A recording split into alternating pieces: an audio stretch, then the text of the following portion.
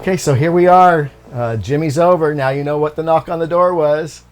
We talked about this tank, I think on your channel, right? On my group page. On the group page about what's going in it. No one guessed what's going in this tank. So, what is going in this tank? First of all, there's a few dither fish in there already.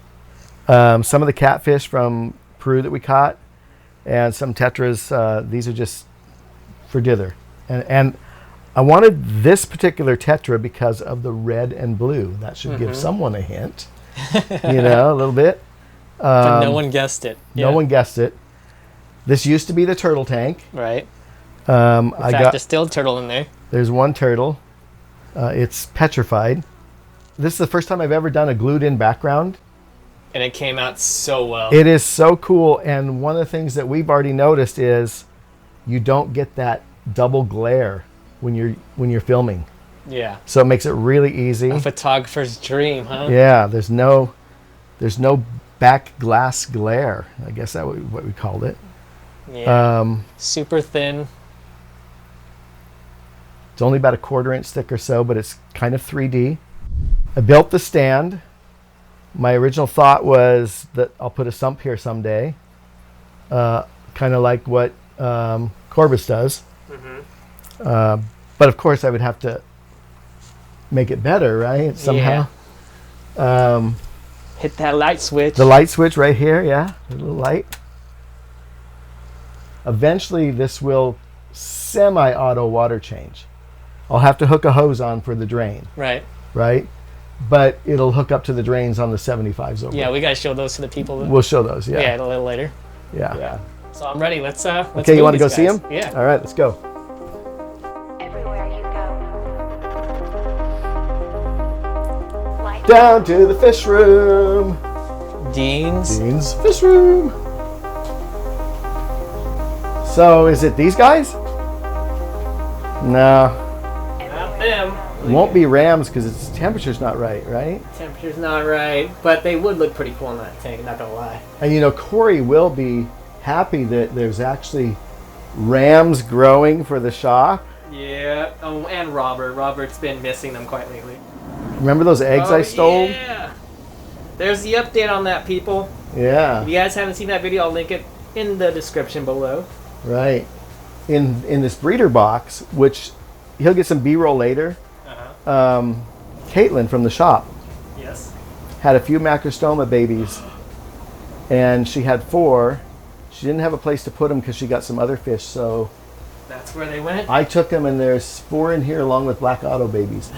These would look cool in there, but that's not the right biotype or biotope, right? That color would look pretty cool. It would look pretty cool. But what do we got next door here? What do we got next door? Oh, look at those. Look at that. And these have become fairly tame. These are from another co-op employee, right? Originally. The Geophagus, Tapajos, redheads. Right. Yep, these are from Sam. I knew right when I saw them, I was like, these got to be Sam's. Yep. So what made you, make a tank just for these guys? Did you get these guys first and then you decided to make the tank, or? Yes. I haven't had Geophagus in my possession probably in 20 years. And I just decided, you know what? I haven't done this for a while. I'll buy them. At first I thought I could buy them, grow them up, and then resell them. But then as I grew them up, I started liking them. And then when the turtles went, the turtles are now in my daughter's turtle tank where she lives. It made perfect sense. And I think they're gorgeous. I mean, obviously you got, this appears to be the dominant male, right? His streamers are already developing on the tail fins. You can notice the females, the dorsal fin a lot more rounded in the back. There was another choice. This was a choice. These are another cool fish. These are ones that another local guy brought in. He wild collected these, and I've got 2 males, 2 females, and I think I might switch one of the 75s to them. This is going to allow me to have more grow out tanks in here also. Right. This is just basically going to be netting, run down the hall, drop them. Yep. So I need to get the tank on the other end open. I'll be right back, and then we'll open this up and go.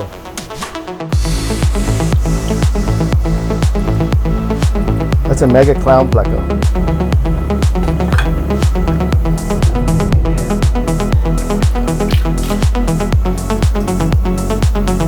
That's a pretty one.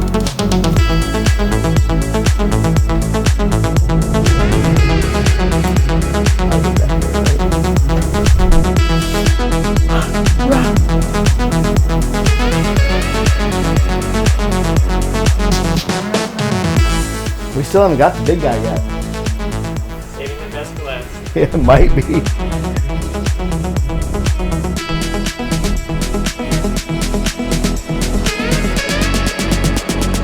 I also think these will still grow about another inch or so, maybe a little bit more. Now don't tell my wife I'm doing this down the hall without putting them in a plastic bag or something. Okay, let me go in for the 2 net thing.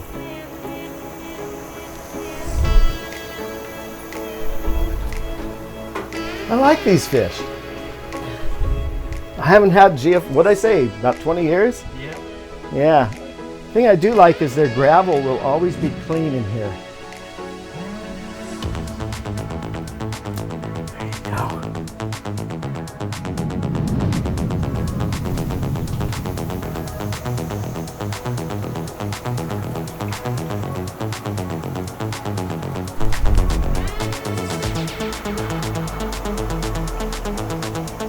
It's kind of set up. There's flat area here for them to spawn, a little bit on top of that rock. What is it? Tuno? Never really want to move the net fast. Yeah. I mean, if you just keep it there and move it slow, they don't get as freaked out.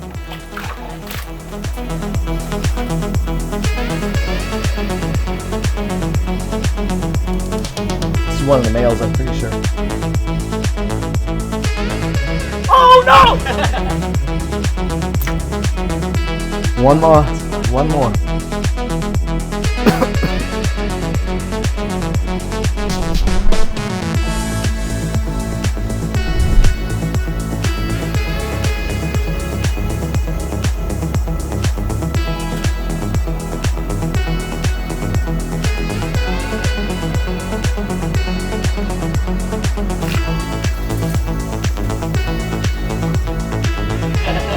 Thanks, Sam.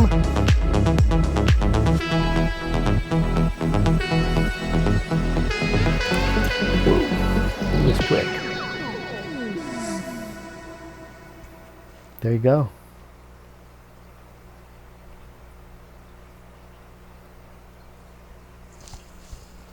Now, don't go away. I'll be back. Be right back. Okay. Something I do when I'm transferring fish like this.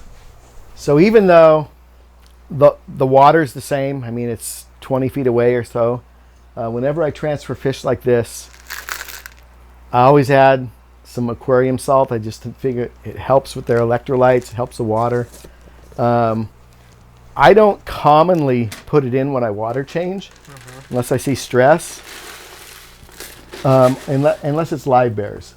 But with these guys, I'll put in a handful of rock salt, aquarium salt. I think it just helps with any nicks, scratches that we did with the net while we caught them. Helps them adjust. It's not going to hurt any of the other fish. And a couple water changes. If it's too much, it'll be gone.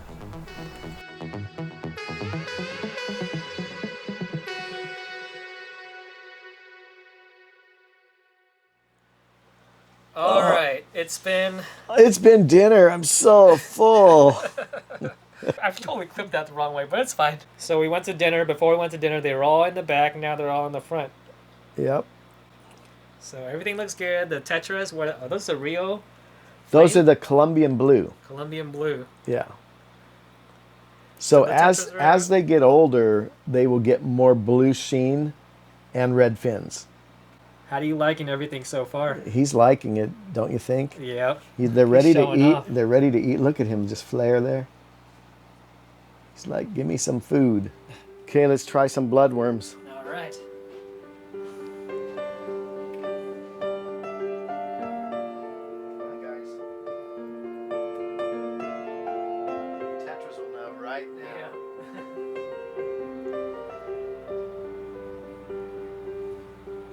Reluctant. It's up there. Well, they know it's in there. The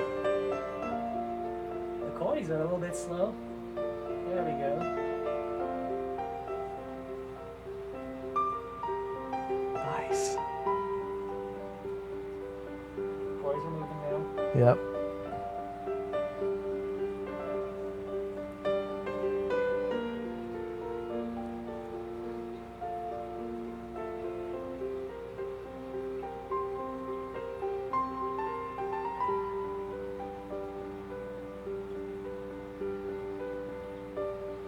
That's a good sign. Everyone is after food.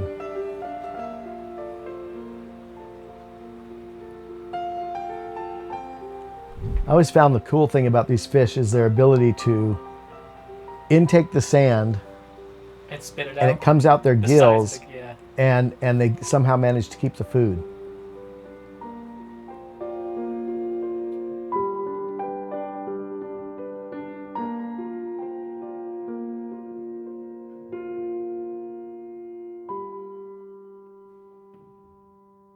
I think it turned out pretty well. I think it's time to maybe let's go over the whole system.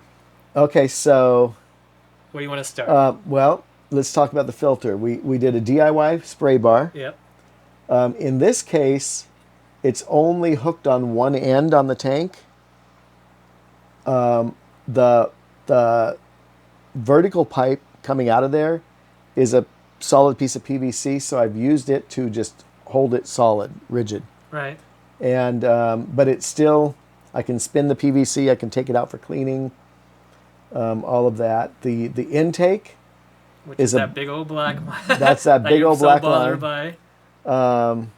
I am going to look into getting some sand in this color range and see if I can make it blend in better. I think Yeah, that, totally. I think you said that'd you're be going to use silicone.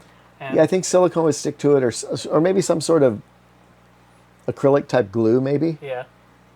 something like that. It's going to have to be a thick enough body to hold the sand, Right.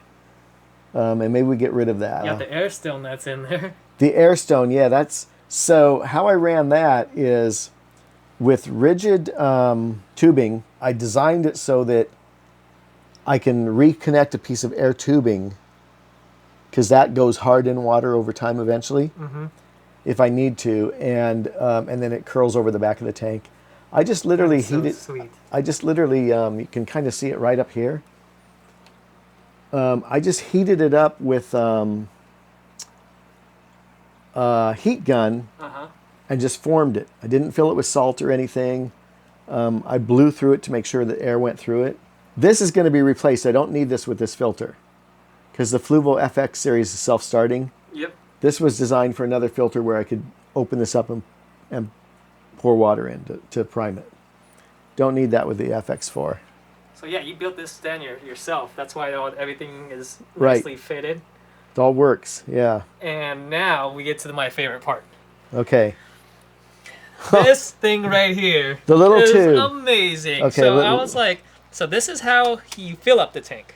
Right, or water change. I was like, okay, so I don't see anything here No, or running there because you said it runs to the fish room, right? it runs all the way to the fish room. If I let it run for like 30 minutes, I'm adding 30 gallons of water to the tank. It's about 30 gallons per hour that comes through that hose. Okay. So what I wanted to do is hide the hose, Basically, that's so what to exactly so what to you speak, did. right? Okay, so I mean, let's so show 'em now how you did this. at the same time I did it. I don't know if you can focus on the little Google router. Yep. We were having a hard time with Wi-Fi in the fish room. We couldn't get it at a high enough rate to do a stream. So, but if I hardwire it, I would get the full gig of speed. That you're paying for, yeah. So yeah, that I'm paying for, right? So at the same time that I ran the wire. water tube, I ran the Google wire, or the wire to the Google router in the fish room. So it basically goes through this wall. Yeah, so let's Okay. film that. So There's a door panel. there's a door panel. There's a little closet in here that's under my stairs. Yep. The ceiling in the closet here, that's the stair landing. So And let me then- show them real quick. Yeah, Right here, there's a stairway that goes upstairs. right. So I go in the closet and I look in there and I go, okay, I can get to here. I had to drill, I had a 4-foot long drill bit, went through the ceiling, Yep, all the way Through up there. to there. pull the string, and then started pulling the wires, and it comes all the way into here. All I have to do is turn this on, and water will flow out the other end. You know, what more can you ask for? Oh, and then Smart. my looking wire at? for the Oh, Google router, there it is. right? I did not even notice that. Yeah. So now I do. What is it? Is it a gig speed or whatever you call it? Yeah. So Are you gonna stream? maybe someday we do a live stream from the fish room. It's ready. It's ready. Yeah. Corey, It's all to ready. you, buddy. Yeah.